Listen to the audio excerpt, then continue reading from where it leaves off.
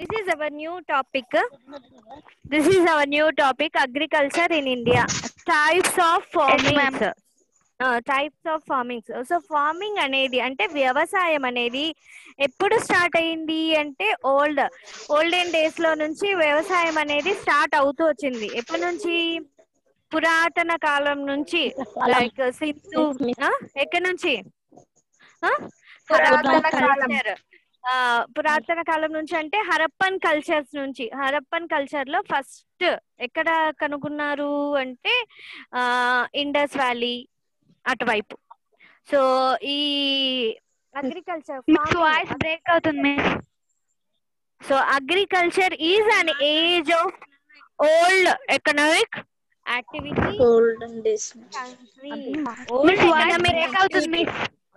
అమ్మ ఒక్క సెకండ్ కే చెప్పకు, కొద్దిగా నేను చెప్తాను కదా.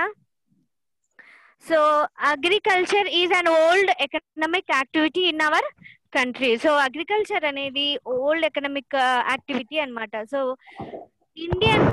ఇండియన్ ఎకానమీకి ఎక్కువ అంటే హైయెస్ట్ అమౌంట్ ఆఫ్ మనీని ఎక్కడి నుంచి వస్తుంది?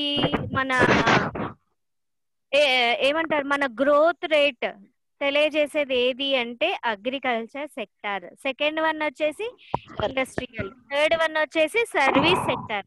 సో ఈ 3 సెక్టార్స్ ఉంటాయి. ఒకటి అగ్రికల్చర్ సెక్టార్, సెకండ్ వన్ వచ్చేసి ఇండస్ట్రియల్ సెక్టార్, థర్డ్ వన్ వచ్చేసి service sector. So based on these 3 sectors Indian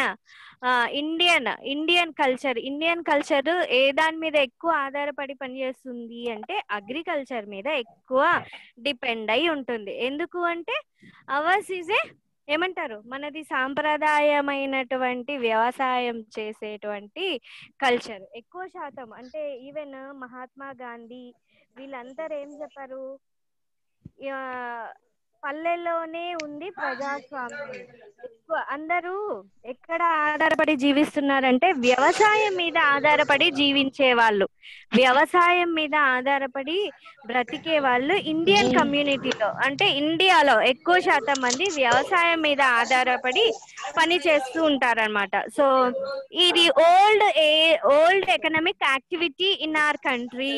so agriculture అనేది బ్రేక్ అవుతుంది అమ్మా. ఇంకా నేను ఇంకా ఇంతకంటే ఎక్కువ చెప్పలేనమ్మా. చాలా క్లారిటీగా ఉంది.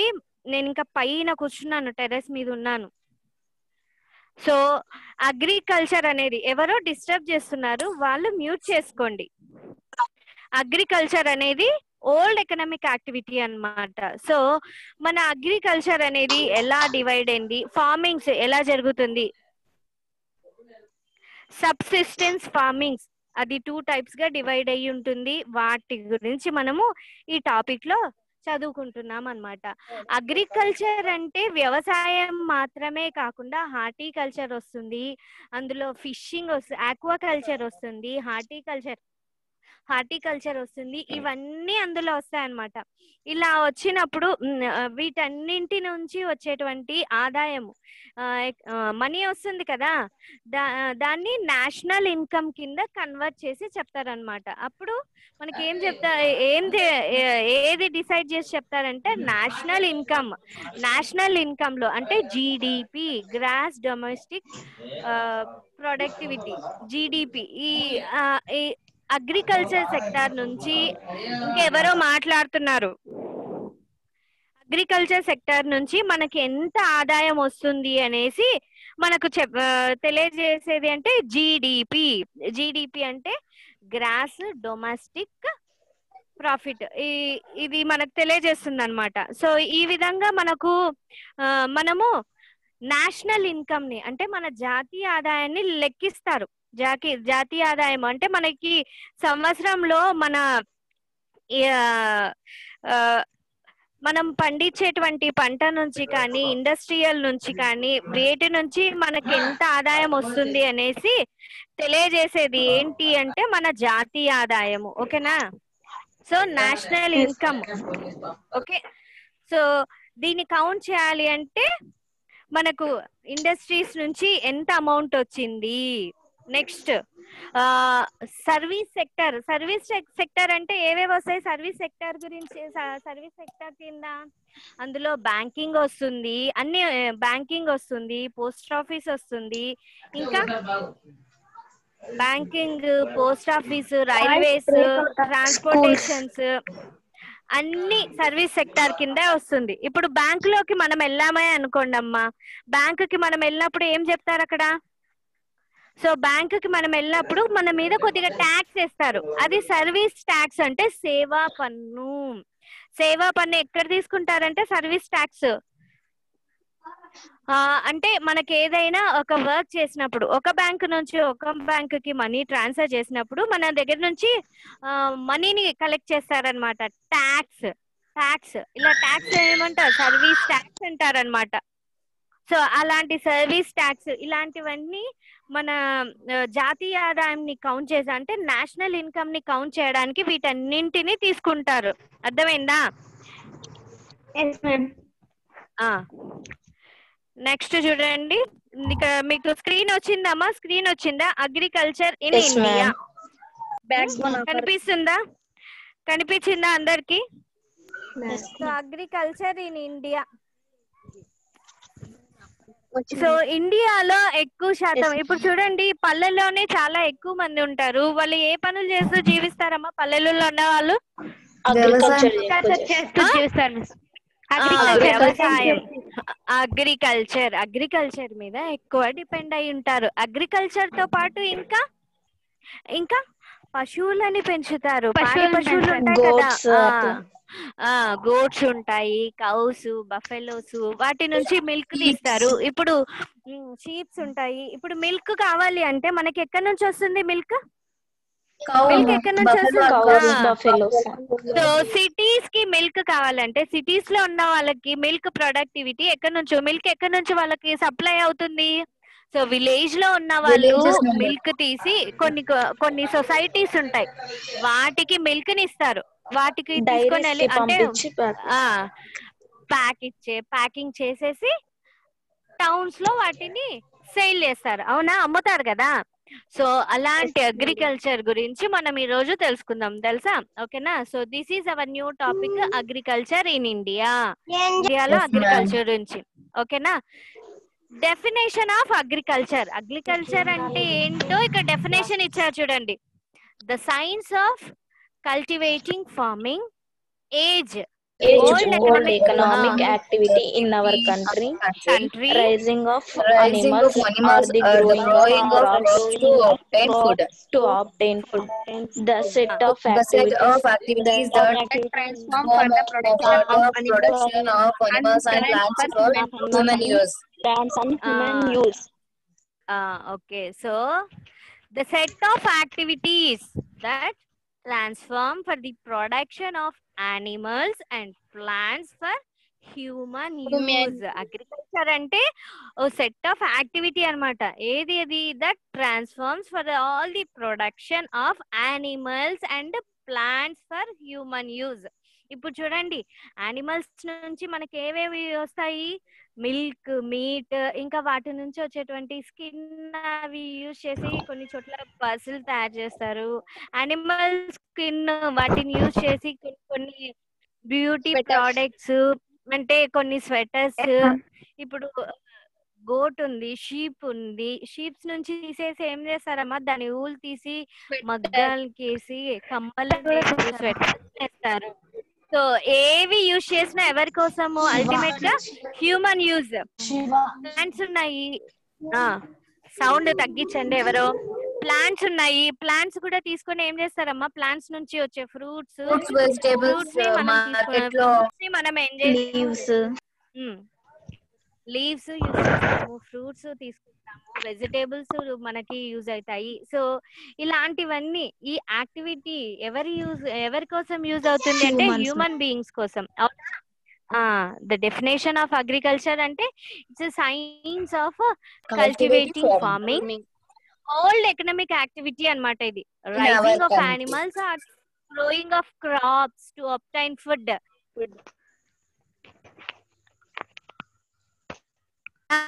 పంట పండించిన యానిమల్స్ ని పెంచిన దేనికోసము? ఫుడ్ కోసమే. అవునా? పంటలు పండించేది మేజర్ గా దేనికోసం అమ్మా?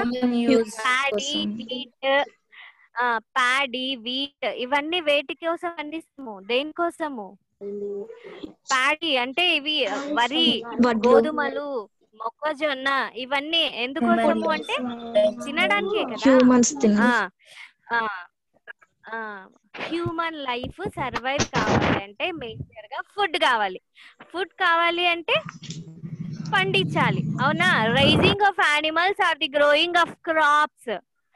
యానిమల్స్ ని పెంచినా పంటల్ని పండించినా దేనికోసము? ఆహారం కోసమే కదా. దాని గురించే ఇక్కడ ఇచ్చింది. ఓకేనా? So the history of agriculture చూడండి, ఇక్కడ చూడండి. 15,000 years ago, 10,000 years ago ఎలా కల్టివేషన్ చేశారో ఇక్కడ మనకి ఇచ్చారు. ఓకేనా? సౌత్ చైనాలో, నార్త్ చైనాలో ఇంకా గ్యాంగెస్ అంటే గంగా నది తీర ప్రాంతంలో ఎలా పండించారు అవన్నీ ఇక్కడ ఇచ్చారు. ఓకేనా? నెక్స్ట్ చూడండి, types of farming. So simple, subsistence farming. ఎవరో మ్యూట్ చేయండి. టైప్స్ ఆఫ్ ఫార్మింగ్ వచ్చేసి simple, subsistence farming. Practiced on a small patches of land. Farming depends on monsoon, soil and environmental conditions. Slash and burn method shifting agriculture. So simple subsistence farming అంటే ఎక్కడ ఎలా practice చేస్తారు, ఎక్కడ చేస్తారంటే చిన్న చిన్న భాగాలు, ఇప్పుడు ఎకరాలుగా డివైడ్ చేసింటారు కదా పొలాలని. మీకు ఎన్ని ఎకరాలు పొలం ఉంది అని అడుగుతారు. ఎకరాలుగా ప్యాచెస్ లాగా డివైడ్ చేసి అందులోనే పంటలు పండిస్తారు కదా. So farming depends on monsoon. Indian agriculture main గా మాన్సూన్ మీద డిపెండ్ అయి ఉంటుంది. ఇండియన్ అగ్రికల్చర్ మేజర్ గా దేని మీద డిపెండ్ అయి ఉంటుంది అంటే మాన్సూన్, అంటే ఋతుపవనాల మీద ఆధారపడి ఇండియన్ అగ్రికల్చర్ పని చేస్తుంది. పండుతున్నాయి, పంటలు పండుతాయి. సో ఈ వర్షాలు బాగా పన్నాయి అనుకోండి, పంట భూమిలో సారము, నీటి శాతము బాగా ఉండి, నీటి వనరులు బాగా ఉండి, ఇంకా ఒక్క నిమిషం అమ్మ, వెయిట్ సెకండ్, స్క్రీన్ షేర్ చేస్తాను. సో వర్షాలు మాన్సూన్ లో అంటే ఋతుపవనాలు సకాలంలోకి ఎంటర్ అయినప్పుడు ఇండియాలోకి వర్షాలు బాగా ఉన్నాయనుకోండి, గ్రౌండ్ వాటర్ లెవెల్స్ ఆటోమేటిక్ గా ఇంక్రీజ్ అవుతాయి. గ్రౌండ్ వాటర్ లెవెల్స్ ఎప్పుడైతే ఇంక్రీజ్ అవుతాయో ఆటోమేటిక్ గా ఏమవుతుంది, పంటకి కావాల్సినటువంటి నీరు పుష్కలంగా అందుతుంది. ఎప్పుడైతే పంటకి కావాల్సినటువంటి నీరు పుష్కలంగా అందుతుందో వాటికి కావాల్సినటువంటి మినరల్స్, ఎవరో సౌండ్ తగ్గానమ్మా, వర్షం పడ్డప్పుడు నీరు ఎత్తైన ప్రాంతం నుంచి పల్లం అంటే తక్కువ ఉన్న ప్రాంతం, లోతట్టు ప్రాంతం వైపు ప్రవహించినప్పుడు నీటితో పాటు కొన్ని మినరల్స్, పంటకు కావలసినటువంటి కొన్ని సారవంతమైనటువంటి మినరల్స్ నీటితో పాటు వచ్చి భూమిలో ఇంకిపోతుంది. అలా వచ్చినప్పుడు పంటకి కావాల్సినటువంటి సారవంతమైనటువంటి కెమికల్స్, అంటే కావాల్సినటువంటి వనరులు పుష్కలంగా భూమిలో భూమిలో లభించినప్పుడు పంట అనేది చాలా బాగా పండుతుంది. పంట ఎప్పుడైతే అలా పండుతుందో అంటే మాన్సూన్, వర్షాధారితమైనటువంటి పంట పండే ప్రాంతాలలో నీరు పుష్కలంగా లభిస్తే పంట బాగా పండుతుంది. వర్షాలు సరిగ్గా పడకపోతే ఎడారిలాగా అవుతుందన్నమాట. విత్తనం వేసిన రైతు ఆకాశం వైపు కళ్ళెత్తి చూడాల్సి వస్తుంది. ఎవరో పక్కన మాట్లాడుతున్నారు, దయచేసి క్లాస్ జరిగేటప్పుడు మాత్రం మీరు చాలా దూరం కూర్చోండి అమ్మా. నో నీడ్ ఆఫ్ లైట్, మీకు లైట్ కూడా అవసరం లేదు. సెల్ పట్టుకొని కూర్చొని వినడమే కదా, ఇయర్ ఫోన్స్ పెట్టుకొని. How many times I told you, ఎన్నిసార్లు చెప్తున్నాను. నెక్స్ట్, సో వర్షాలు సకాలంలో పడితే రైతుకి ఎలాంటి ఇబ్బంది ఉండదు. ఆకాశం వైపు కన్నెత్తి చూడాల్సిన పని ఉండదు. వర్షాలు పడకపోతేనే ఇబ్బంది అనేది ఉంటుంది. అందుకే the farming depends on monsoon, ఋతుపవనాల మీద ఆధారపడి ఉంటుంది. సాయిల్ అండ్ ఎన్విరాన్మెంటల్ కండిషన్స్, భూమి నేలలో కూడా సారవంతమైనటువంటి ఏమంటారు భూమి సారవంతమైనది అయితే పంట పుష్కలంగా పండుతుంది. ఎన్విరాన్మెంటల్ కండిషన్స్ అంటే వాతావరణ పరిస్థితులు కూడా తోడ్పడతాయి అన్నమాట. Next slash and burn method అంటే పోడు వ్యవసాయం. స్లాష్ అంటే ఒక చోట అంటే ఇంత ప్రాంతంలో నేను పంట పండించాలి అనుకున్నప్పుడు ఆ ప్రాంతంలో ఉన్నటువంటి చెట్లని కొట్టేసి వాటన్నింటినీ కాల్చి తర్వాత ఆ స్లాష్ వస్తుంది కదా, ఏమంటారు, బూడిద, అదంతా అక్కడే ఉంటుంది. అది కూడా భూమికి మంచి సారవంతాన్ని కలిగిస్తుంది కాబట్టి అక్కడే వాటిని మండించి ఆ తర్వాత పంటను విత్తుతారు. అప్పుడు పంట పుష్కలంగా పండుతుంది అనమాట. Next shifting agriculture. షిఫ్టింగ్ అంటే ఒక సంవత్సరం అంటే ఈ సంవత్సరం వేరుశనగ వేస్తే వచ్చే సంవత్సరం వేరుశనగ వేయకూడదు. ఈ సంవత్సరం వేరుశనగ కావాల్సినటువంటి సారం అనేది భూమిలో అధికంగా ఉన్నప్పుడు బాగా పండుతుంది. అదే వచ్చే సంవత్సరం కూడా అదే పంట వేస్తే ఈ సంవత్సరం వచ్చినంత దిగుబడి వచ్చే సంవత్సరం రాకపోవచ్చు. సో షిఫ్టింగ్ అగ్రికల్చర్ అనేది కూడా చాలా ఇంపార్టెంట్ అన్నమాట. సో ఇది సింపుల్ సబ్సిస్టెన్స్ ఫార్మింగ్ అనేది it depends on the monsoon, soil and environmental conditions and also slash and burn method we called it and also it is shifting agriculture. So అంటే పంట మార్పిడి జరగాలి. ఒక సంవత్సరం వేసిన ఎలా వేస్తారంటే రైతులు మార్చి వేయాలి. కానీ రైతులు ఏం చేస్తారనుకోండి, last year onion cost 200 rupees వరకు నింది ఒక కేజీ ఆనియన్. సో ఈ సంవత్సరం ఏమైంది, అందరూ ఆనియన్ వేసేయడం స్టార్ట్ చేసినారు. సో ఆటోమేటిక్ గా ఏమైతుంది, పంట బాగా పండింది అనుకోండి, ఆనియన్ కాస్ట్ పడిపోతుంది. ఆనియన్ కాస్ట్ తగ్గిపోతే రైతుకి అక్కడ బెనిఫిటా, ఫార్మర్ కి బెనిఫిట్ ఉంటుందా? ఫార్మర్ కి బెనిఫిట్ ఉండదు, నష్టపోతారు. ఖచ్చితంగా డెఫినెట్ గా తను నష్టపోతాడనమాట. అలా ఉంటుందన్నమాట. నెక్స్ట్ చూడండి, ఇంటెన్సివ్ ఫార్మింగ్.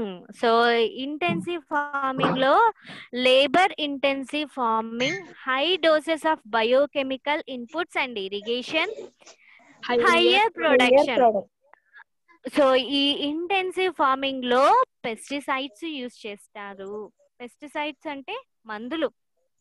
పంట వేసినప్పటి నుంచి వేస్తారు, విత్తనాలన్నీ వేసిన దగ్గర నుంచి ఎరువులు, మందులు ఎక్కువ యూజ్ చేస్తారు. ఎందుకు? ఎలాంటి చీడ పురుగులు రాకుండా పంటను కాపాడుకోవాలంటే పెస్టిసైడ్స్, బయోకెమికల్స్ ఎక్కువ యూజ్ చేస్తారు. సో వాటితో పాటు ఇరిగేషన్ అంటే ఆనకట్టలు కట్టి ఆనకట్టల నుంచి వాటర్ ని మనకు సప్లై చేసి అలా వాటర్ సప్లై చేసిన తర్వాత అంటే పంటలకి నీరు పుష్కలంగా అందుబాటులో ఇచ్చినప్పుడు, పెస్టిసైడ్స్ ఎక్కువ యూజ్ చేసినప్పుడు, కెమికల్స్ అవి యూజ్ చేసినప్పుడు సైడ్ ఎఫెక్ట్స్ ఏమవుతుంది, భూమి సారాన్ని కోల్పోతుంది. ఈ ఇంటెన్సివ్ ఫార్మింగ్ లో నేల సారం అంతా కోల్పోతుంది. ఒక సంవత్సరం దిగుబడి వస్తుంది, కానీ తరువాత ఆ కెమికల్స్ అనేవి ఆ క్రాప్ లో కూడా పంటల ల్యాండ్ ఫస్ట్ సాయిల్ ఏమవుతుంది, సాయిల్ అనేది పొల్యూట్ అవుతుంది. తర్వాత పంట ఉంటుంది కదా, పంట కూడా ఆ కెమికల్స్, ఇప్పుడు మనకు అలాంటి కెమికల్ ఫుడ్ తింటున్నందువల్లే మన లైఫ్ టైం అనేది 100 years బ్రతకాల్సిన మనిషి ఇప్పుడు 65 years 70 years కే మనిషి తొందరగా ముసలిగా అయినట్టు కనపడుతున్నారు. అవునా? ఎందుకు అంటే ఈ బయోకెమికల్స్ మనం ఎక్కువ యూజ్ చేస్తున్నాము. ఈ బయోకెమికల్స్ యూజ్ చేయడం వల్ల ఏమవుతుంది, హయ్యర్ ప్రొడక్షన్ అంటే హయ్యర్ ప్రొడక్షన్ వస్తుంది. హయ్యర్ ప్రొడక్షన్ ఎలా వస్తుంది అంటే హై ఈల్డ్ వెరైటీస్ అంటే పంట దిగుబడి ఎక్కువ వచ్చి పంట కాలం తగ్గిపోయి ప్రొడక్షన్ అనేది చాలా ఎక్కువగా వస్తుంది అనమాట. ప్రొడక్షన్ అంటే ఉత్పత్తి ఎక్కువ వస్తుంది, పంట దిగుబడి పెరుగుతుంది, పంట కాలం అనేది తగ్గిపోతుంది. పంట కాలం అనేది తగ్గిపోతుంది అనమాట. పంట కాలం తగ్గిపోయి మనకి మన ఇండియాలో SRI అనే ఒక వరి రకం ఉంది, ప్యాడీ. ఇది వచ్చేసి 3 months కంతా గ్రోత్ వచ్చేసి పంట బాగా పండి తక్కువ కాల వ్యవధి తక్కువ ఉంటుంది అనమాట. దిగుబడి ఏమో చాలా ఎక్కువ ఉంటుంది. నీరు పుష్కలంగా ఉండి మంచి అంటే పెస్టిసైడ్స్ అవన్నీ ఎక్కువ ఇచ్చినాం అనుకోండి, బయోకెమికల్స్ ఎక్కువ అంటే మందులు ఎరువులు వేసి పండించినాం అనుకోండి, 3 నెలల్లోనే ఎక్కువ పంట పండేది. మీరు ఎప్పుడైనా పొలానికి వెళ్ళి చూసారా? ప్యాడీ ఎక్కడి వరకు ఉంటుంది? మన నీస్ వరకు ఉంటుంది, మోకాల వరకు ఉంటుంది, అవునా?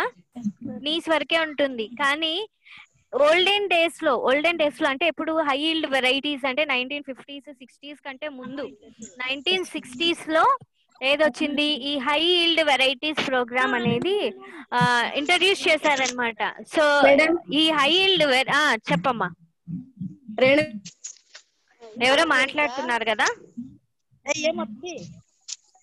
ఎవరు పక్కన మాట్లాడుతున్నారు. సో 1960s లో హై ఈల్డ్ వెరైటీస్ ని ఇంట్రడ్యూస్ చేశారు. ఏ క్రాప్ లో అంటే వీట్ నెక్స్ట్ తర్వాత ప్యాడీ అంటే వరి. రేణుకానంటే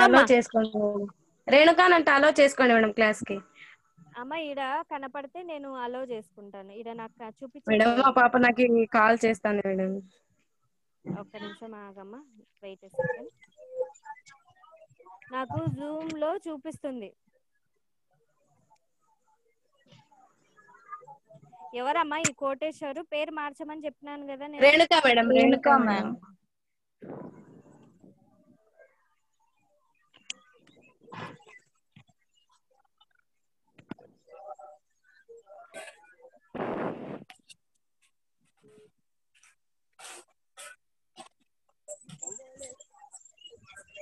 అలో చేసా చూడమ్మా.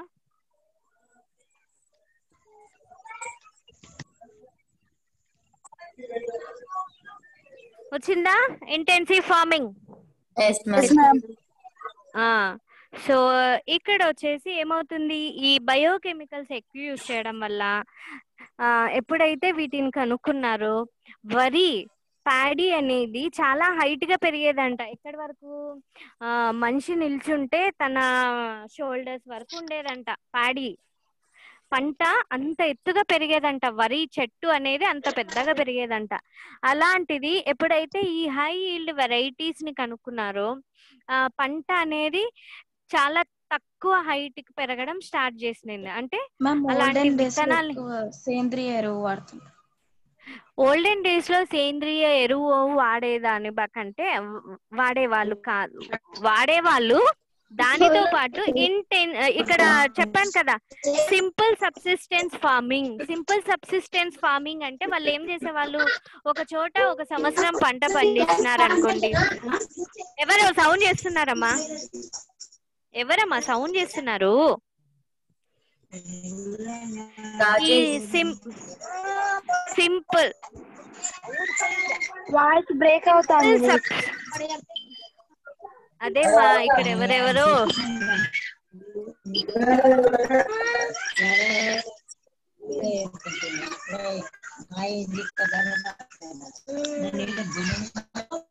రమ్య గారి ఎవరమ్మాయిమా?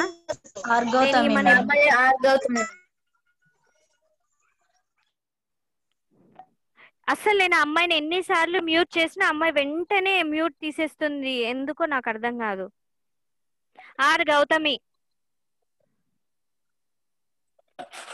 క్లాస్ అట్లా డిస్టర్బెన్స్ ఉంటే ఎట్లా చెప్తాను చూడండి. నాకు టైం అవుతుంది, ఇంకెప్పుడు రన్నింగ్ టైం అవుట్ అని వచ్చింది.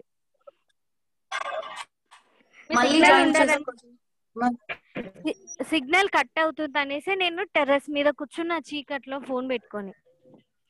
సో ఈ సింపుల్ సబ్సిస్టెన్స్ ఫార్మింగ్ లో సేంద్రియ జాయిన్ కాండమ్మా, అందరు జాయిన్ అయితే జాయిన్ చేయించుకుంటాను, ఓకేనా? క్లాస్ కంటిన్యూ చేస్తాను. సో సింపుల్ సబ్సిస్టెన్స్ ఫార్మింగ్ లో సేంద్రియ ఎరువులు యూజ్ చేసే వాళ్ళు పంట అనేది చాలా హైట్ గా పెరిగేదన్నమాట. ఒక సంవత్సరము ఒక 2 years మాత్రమే అక్కడ పంట పండించేవాళ్ళు. ఇందాక చెప్పాను కదా, స్లాష్ అండ్ బర్న్ మెథడ్ అంటే ఏంటి? ఒక ప్యాచ్ ల్యాండ్ లో 2 years వరకు పంట పండించిన తర్వాత నెక్స్ట్ వాళ్ళు ఏం చేసేవాళ్ళు, ఆ ల్యాండ్ ని లీవ్ చేసేవాళ్ళు. ల్యాండ్ ని లీవ్ చేసేసి మళ్ళీ ఎక్కడ ఇంకో ప్లేస్ కి వెళ్ళేసి అక్కడ పంట పండించడం స్టార్ట్ చేసేవాళ్ళు అనమాట. అంటే అక్కడ ఒక ప్లేస్ లో ఒక 2 years కంటే ఎక్కువ పంట పండించే వాళ్ళు కాదు. అంటే 2 years ఎప్పుడైతే గ్యాప్ వస్తుందో, గ్యాప్ వచ్చిన వెంటనే అక్కడ ఏమవుతుంది, ల్యాండ్ లో మినరల్స్ వర్షం పడినప్పుడు ఏమొస్తాయి, వర్షం నీళ్ళతో పాటు ఇంకా మట్టి కొట్టుకొస్తుంది మిస్. సారవంతమైనటువంటి మట్టి వస్తుంది కదా, సారవంతమైనటువంటి మడ్డి వస్తుంది వర్షం నీళ్ళకి. అలా వచ్చినప్పుడు అది ఆ ప్లేస్ లోకి వచ్చేస్తుంది కదా. 2 years అక్కడ పంట పండించకపోయినప్పుడు నెక్స్ట్ వచ్చిన ఆ 2 years, ఆ పైన ఉన్న 2 years తర్వాత మళ్ళా వచ్చి వాళ్ళు అక్కడ చేస్తారనుకోండి పంట పండించడానికి వచ్చినప్పుడు, ఆ నేల చాలా సారవంతంగా పంట బాగా పండుతుందన్నమాట. దాన్ని ఏమంటామంటే స్లాష్ అండ్ బర్న్ మెథడ్. అంటే ఒక 2 years పంట పండించి ఆ ల్యాండ్ ని వదిలేసిన తర్వాత అక్కడ పిచ్చి పిచ్చి మొక్కలు అవి ఇవి మొలుస్తాయి కదా, నేల ఖాళీగా ఉండదు కదా, పిచ్చి చెట్లన్నీ మొలుస్తాయి కదా. మళ్ళీ అక్కడ వ్యవసాయం చేయాలంటే అక్కడికి వచ్చి మళ్ళీ దున్ని ఆ చెట్లన్నిటిని తీసేసి వాటిని అంటించి వేసేస్తారు, వాటిని అంటించేస్తారు. అంటించిన తర్వాత అక్కడ ఏమవుతుంది, మొత్తము యాష్ వస్తుంది కదా, బూడిద. ఆ బూడిద మొత్తం ఆ పొలంలో చల్లేస్తారు. అదే వాటికి ఎరువు అన్నమాట. అప్పుడు పంట పండిస్తారు. సో అప్పట్లో పంట పండించింది ఎవరు ఎక్కువ యూజ్ చేసుకునే వాళ్ళు, ఇంటికి మాత్రమే యూజ్ చేసుకొని వాళ్ళ అవసరాలు తీరిన తర్వాతనే అమ్మేవాళ్ళు. ఓల్డెన్ డేస్ లో ఫార్మింగ్ అలా జరిగేది ఓల్డెన్ డేస్ లో. నెక్స్ట్ ఇంటెన్సివ్ ఫార్మింగ్ ఎందుకు వచ్చింది అంటే, సో పంట ఎక్కువ రావాలి అంటే ఈ సేంద్రియ ఎరువులే కాకుండా బయోకెమికల్స్ ని యూజ్ చేయడం స్టార్ట్ చేశారు. బయోకెమికల్స్ ఎందుకు యూజ్ చేశారు, పంటతో పాటు కొన్ని పీడ పురుగులు ఉండేవి సబ్సిస్టెన్స్ ఫార్మింగ్ లో. సో అక్కడ ఎవరమ్మా మళ్ళీ మాట్లాడుతున్నారు? Please don't disturb the class.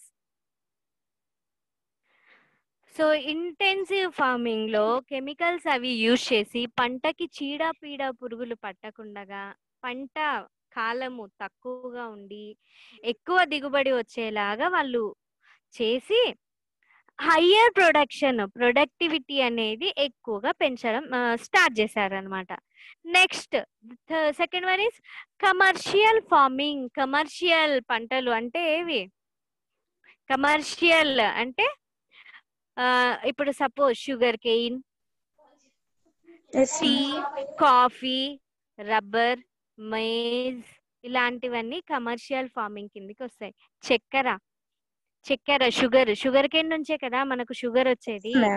So higher doses of modern inputs like chemical fertilisers, insecticides and pesticides. Rice is a commercial crop in Haryana and Punjab. In India, tea, coffee, rubber, sugarcane, banana, etc. are the commercial farmings. Commercial అంటే వీటిని ఏమంటారు, వాణిజ్య పంటలు అంటారు. Commercial అంటే వాణిజ్య పంటలు అంటే ఇవి ఎక్కువ పండించి మనం విదేశాలకు కూడా ఎగుమతి చేస్తామన్నమాట. So tea, Assam famous for tea, isn't it? అవునా? అస్సాంలో టీ బాగా శ్రేష్టమైన టీ పండుతుందంట. ఫారెన్ కి ఎక్స్పోర్ట్ చేస్తారు. లేత చిగురుని డ్రై చేసి వాటి నుంచి టీని తయారు చేస్తారు. నెక్స్ట్ కాఫీ ఎక్కడ ఎక్కువ పండుతుంది ఇండియాలో? కాఫీ.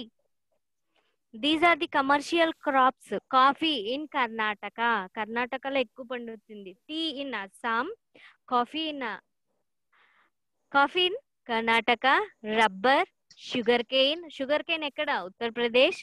రబ్బర్ వచ్చేసి కేరళ. నెక్స్ట్ బనానా ఆంధ్రాలో అయితే ఎక్కడ ఎక్కువ పండుతుంది అంటే Kadapa. So these are the commercial crops, commercial పంటలు అన్నమాట. వీటికి ఎక్కువ ఏమంటారు? పెస్టిసైడ్స్, కెమికల్ ఫర్టిలైజర్స్ వేస్తారు, ఇన్సెక్టిసైడ్స్ వేస్తారు, పెస్టిసైడ్స్ వేస్తారు. Rice is a commercial crop in India. So world లో రైస్ ఎక్కడ ఎక్కువ పండుతుందమ్మా? వరల్డ్ లో which country is the highest producer of rice? Rice world I'm not talking about India. World లో China ఎక్కువ పండిస్తుంది. సో ఇండియాలో అయితే వెస్ట్ బెంగాల్లో ఎక్కువ రైస్ ప్రొడక్టివిటీ ఎక్కువ ఉంటుంది, అక్కడే ఎక్కువ ఉత్పత్తి అవుతుంది. Next commercial in Haryana and Punjab. Haryana, Punjab లో కూడా రైస్ ఎక్కువ పండుతుంది. ఏ రైస్ పండుతుంది? బాస్మతి రైస్. అంటే విదేశాలకు కూడా ఉత్పత్తి చేస్తారు. ఏది? బాస్మతి రైస్.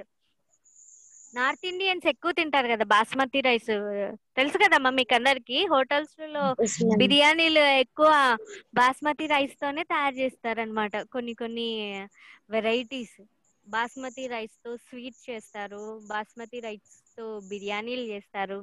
సో ఈ క్రాప్ రైస్ అనేది కమర్షియల్ క్రాప్ ఎక్కడ అంటే హర్యానా అండ్ పంజాబ్ ఎందుకు అంటే అక్కడ వాటర్ ఫెసిలిటీస్ హర్యానా, పంజాబ్ కి బాగా ఉన్నాయి.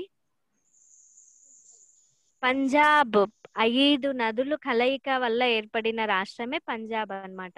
5 రివర్స్ ఉంటాయి అన్నమాట అందులో.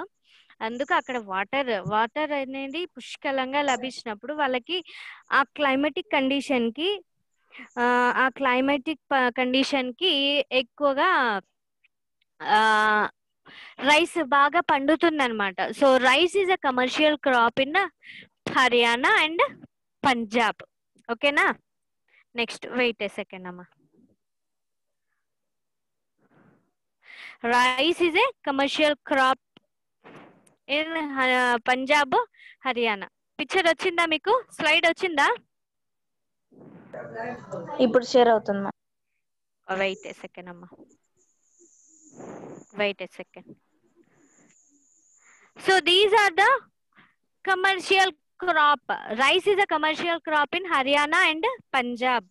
So అంటే వెస్ట్ బెంగాల్ లో రైస్ హైయెస్ట్ ప్రొడక్టివిటీ ఉన్నా, సో ఇక్కడ హర్యానా, పంజాబ్ లో ఎందుకు కమర్షియల్ క్రాప్ అంటే వాళ్ళు ఎక్కువగా వీట్ తింటారు. అంటే వీట్ అంటే ఏంటి? గోధుమలు ఎక్కువ తింటారు. సో గోధుమలు ఎక్కువ ప్రిఫర్ చేస్తారు కాబట్టి వీటికి ఎక్కువ ప్రిఫరెన్స్ ఇస్తారు. So in Punjab and Haryana rice is a commercial crop.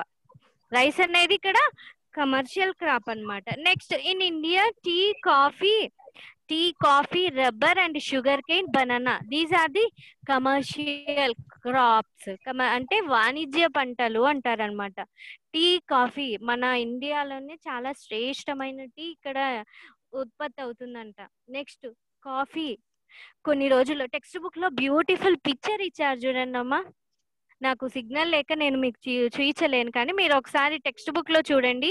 Beautiful ఆ కాఫీ గింజలు ఎలా ఉన్నాయో పిక్చర్ చాలా బాగుంటుంది. అందులో చూడండి rubber and sugar cane. So sugar cane ఎక్కడ? షుగర్ ఎక్కడ ఎక్కువ ఉత్పత్తి అవుతుంది అంటే ఉత్తరప్రదేశ్ అన్నమాట. The highest